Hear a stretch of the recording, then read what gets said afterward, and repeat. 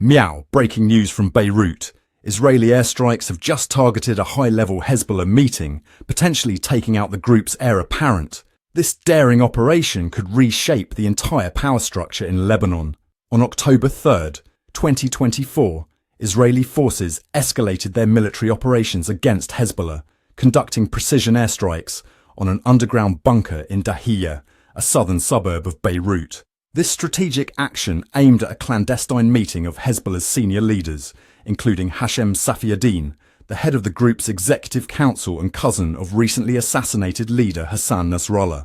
Safieddine's presence at this meeting underscores the gravity of the situation, as he's widely considered Nasrallah's likely successor due to his familial ties, religious status as a cleric, and alignment with Hezbollah's militant ideology. The October 3rd strike was part of a broader campaign that saw the Israeli Defense Forces attack over 140 Hezbollah targets in just 1 week. Notably, another strike hit an Islamic Health Authority office, resulting in the deaths of 9 medics and pushing the death toll of medical personnel in Lebanon to 97 in a mere fortnight. These actions have exacerbated an already dire humanitarian crisis, with nearly 1 million people displaced in recent weeks. Aid worker Michael Adams from Care International painted a grim picture, stating, "Already the shelters that have been assigned by the government of Lebanon are full and overflowing."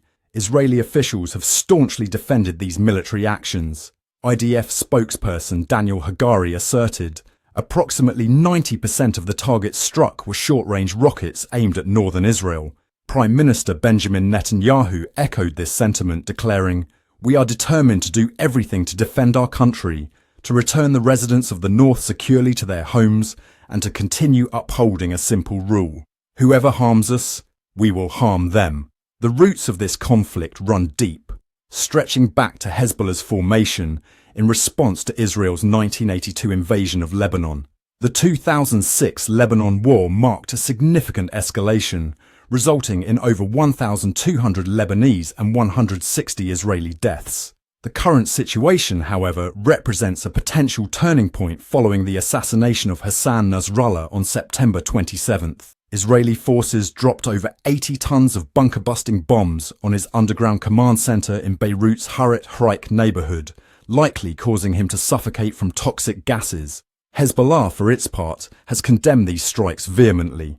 Spokesperson Mohammed Afif stated, "The goal of this large-scale destruction of the southern suburb is destruction itself, killing, hatred, criminality, and repeating what happened in the Gaza Strip. All the civilian buildings that were bombed are purely civilian buildings inhabited by Lebanese civilians." This rhetoric underscores the group's portrayal of Israeli actions as unlawful aggression violating Lebanese sovereignty. The conflict has seen retaliation from Hezbollah as well. On October 1st, the group launched approximately 30 rockets from Lebanon into northern Israel. While some were intercepted, others landed in open areas, triggering alerts in the Upper Galilee region. One man in his 50s suffered moderate injuries in the attack. As this complex situation unfolds, we'll keep you updated with the latest developments. Make sure to subscribe so you don't miss any critical updates on this escalating conflict. Meow. International reactions to the ongoing strife have been mixed. The United States and France have called for an immediate 21-day ceasefire between Israel and Hezbollah, emphasizing the intolerable violence and risk of regional escalation. The European Union has pledged €10 million in humanitarian aid, while the Arab League faces internal divisions, with countries like Qatar holding Israel responsible for the violence. Iran's support for Hezbollah remains a crucial factor in the conflict. Recent reports suggest Iran is planning to send additional short to medium-range ballistic missiles, including the Zelzal and Fateh 110, to bolster Hezbollah's capabilities. Estimates indicate that Hezbollah possesses between 120,000 and 200,000 rockets and missiles, with Iranian logistics allowing resupply through Syria. The humanitarian impact of this conflict cannot be overstated. Approximately 47% of those in shelters are children, underscoring the disproportionate impact on vulnerable populations.